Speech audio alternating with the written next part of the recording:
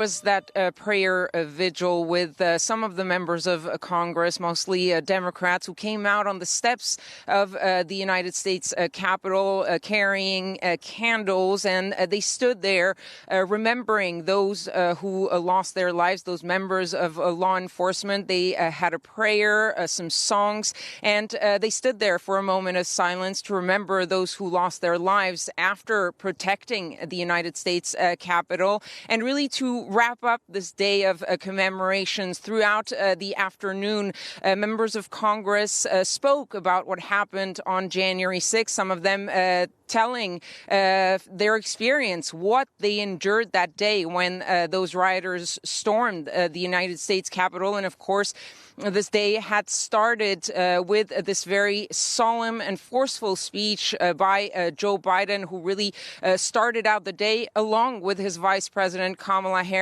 Joe Biden very forceful against his predecessor, saying that Donald Trump, without naming him, was responsible for what happened on January 6th because of the lies that he spread about the 2020 election months even before January 6th. He had some tough words for his predecessor, calling him the defeated former president, talking about Donald Trump's bruised ego and how that bruised ego was more important to Donald Trump than protecting the U.S. democracy and the U.S. Constitution.